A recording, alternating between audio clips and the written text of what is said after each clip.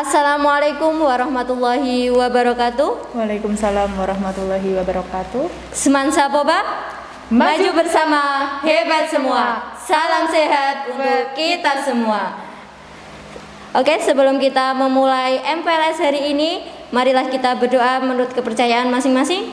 Berdoa dimulai. Berdoa dapat diakhiri.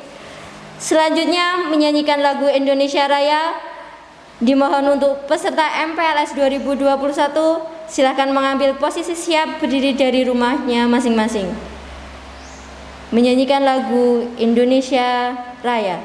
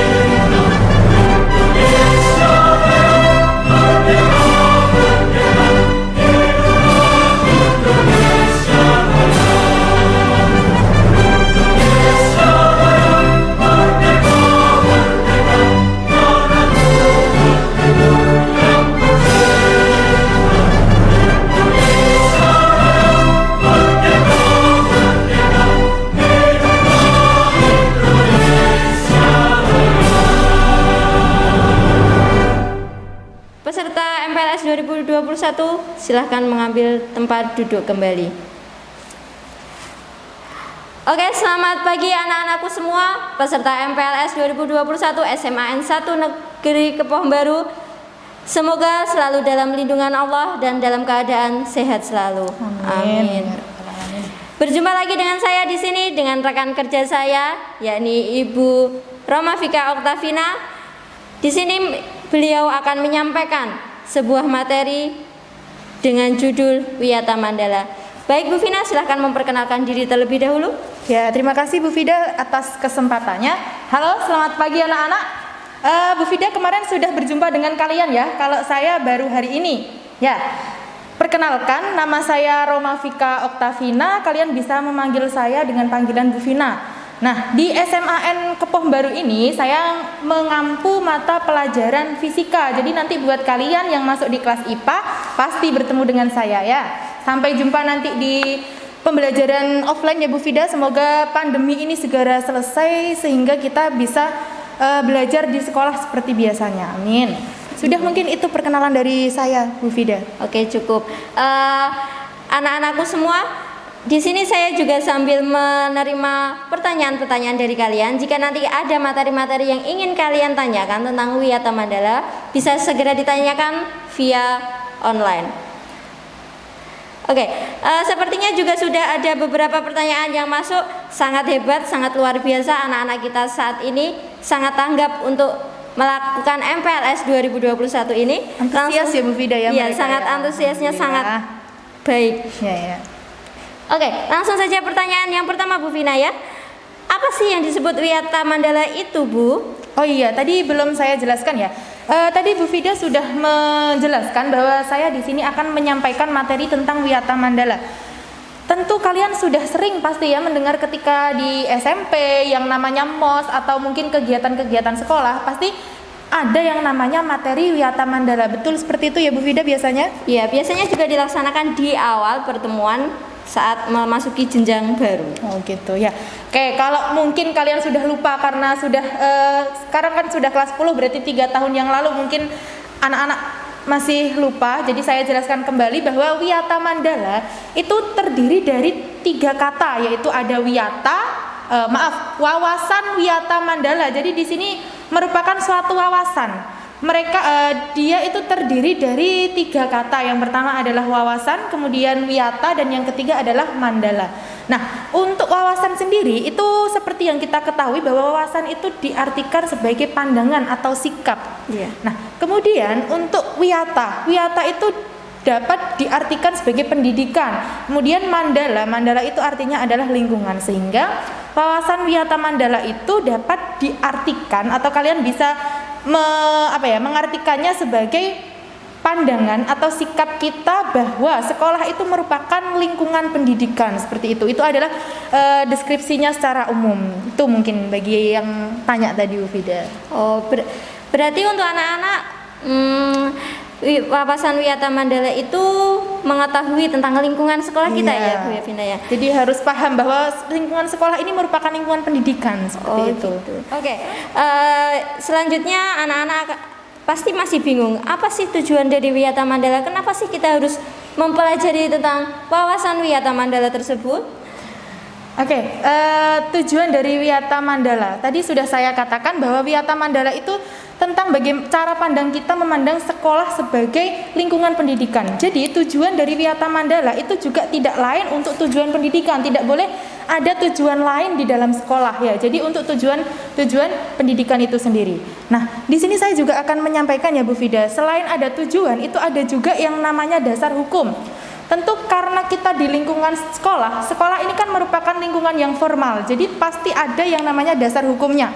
Dasar hukum wawasan wiyata mandala itu ditetapkan oleh Direktur Jenderal Pendidikan Dasar dan Menengah atau biasa disebut dengan Dikdasmen nomor 13090/CI.84 pada tanggal 1 Oktober 1984 ya, sudah sangat lama memang.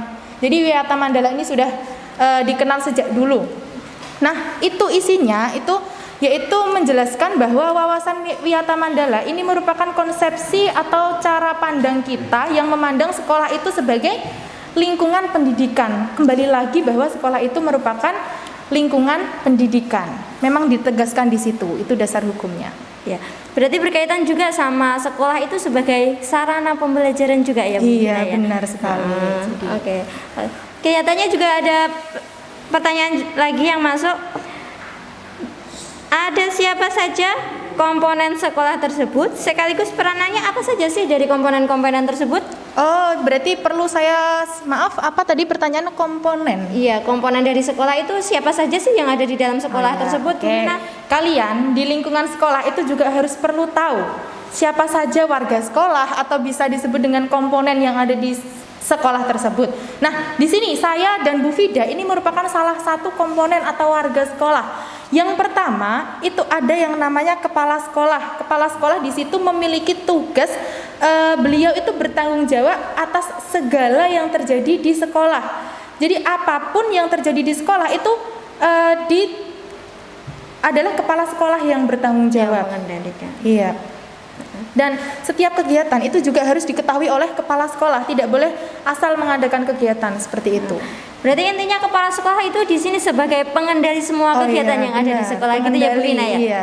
Iya. Ada juga karena ini ada 5 komponen ya. Yang pertama tadi sudah saya jelaskan tentang kepala sekolah. Yang kedua itu seperti saya dan Bu Fida yaitu guru. Nah, guru itu kalau orang Jawa mengatakan itu digugu dan ditiru. Ya, benar seperti itu betul. Bu Fida ya. Digugu itu bisa diartikan dalam bahasa Indonesianya itu adalah didengarkan. Benar? Dicontoh menjadi digugu dan ditiru. Ditiru itu dicontoh. Jadi guru ini bisa didengarkan dan dicontoh sehingga kita sebagai guru itu harus memiliki sikap yang baik. Selain itu sebagai guru juga harus memiliki jiwa kepemimpinan. Misalkan nih Bu Fida kan sebagai wali kelas berapa Bu Fida? Kelas 10 IPS 2. Iya, nanti yang 10 IPS 2 selamat bertemu dengan Bu Fida ya nanti. Nah, jadi dari hal sekecil itu yang menjadi wali kelas itu kita juga harus memiliki jiwa kepemimpinan. Oleh karena itu, setiap guru itu dituntut untuk memiliki jiwa kepemimpinan Bu Fida. Nah, selanjutnya itu adalah peran siswa ya Bu Fida. Jadi ini tolong didengarkan ya yang di rumah, bagi kalian itu juga memiliki peran penting di sekolah. Nah, peran kalian itu adalah yang pertama, kalian harus taat terhadap tata tertib yang dibuat oleh sekolah. Kemudian yang kedua adalah belajar. Nah, berkaitan dengan belajar, ini tentu kalian juga harus mengumpulkan atau mengerjakan tugas yang diberikan oleh guru ya. Kemudian ada lagi yaitu menghormati Bapak Ibu guru, kemudian orang-orang yang di luar itu juga harus kalian hormati. Jadi kalian harus memiliki jiwa sebagai anak yang terdidik seperti itu.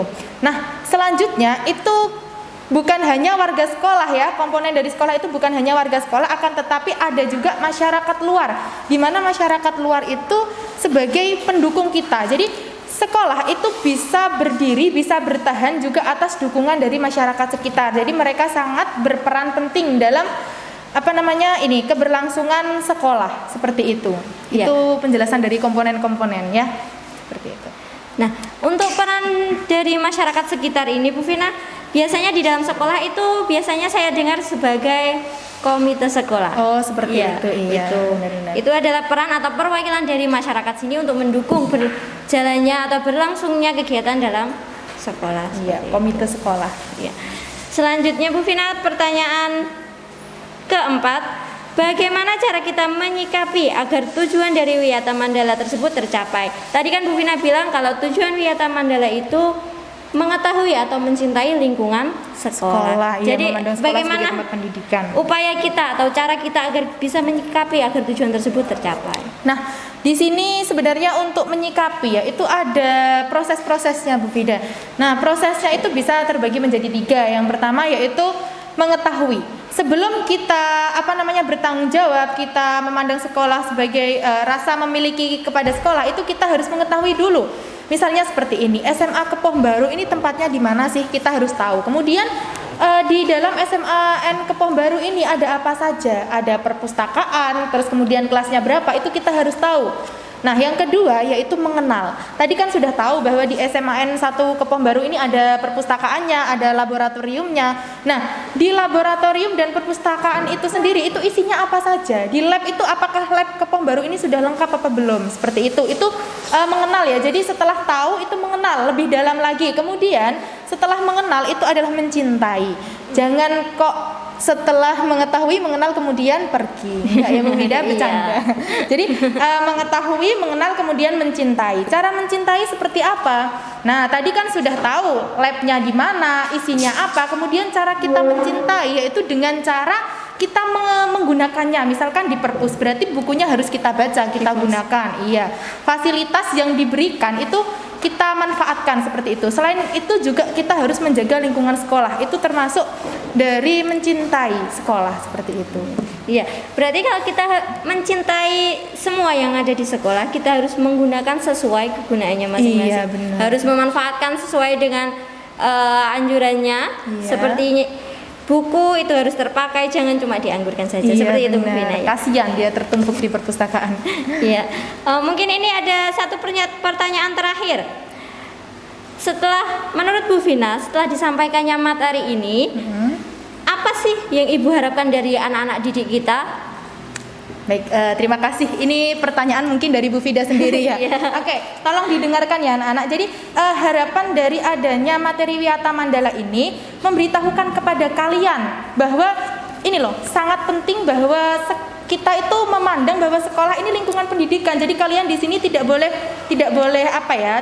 melakukan hal-hal yang tidak benar, dalam tanda kutip mungkin yang aneh-aneh itu tidak boleh. Kemudian yang saya harapkan nanti kalian bisa kalian harus tadi yang seperti saya katakan, harus mentaati tata tertib. Kemudian ketika ada kegiatan sekolah kalian juga harus mendukung secara penuh, dan kalian jangan menjadi anak yang nanti malah memberikan dampak negatif bagi sekolah. Nah, misalkan nih, kalian harus memberikan dampak positif.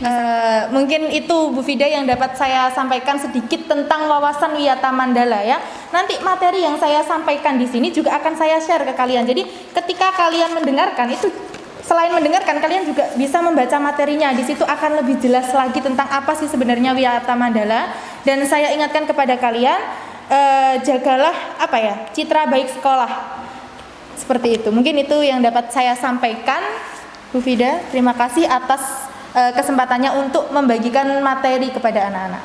Iya, mungkin itu materi yang telah disampaikan oleh Bu Vina. Semoga bermanfaat untuk kalian semua. Amin. Tetap di rumah, tetap jaga kesehatan. Semoga kita lekas bertemu di pertemuan yang sebenarnya dengan tatap muka. Dan semoga pandemi ini lekas berakhir. Kami mohon undur diri. Mohon maaf jika ada salah kata dan perbuatan. Sekian dari kami. Wassalamualaikum warahmatullahi wabarakatuh.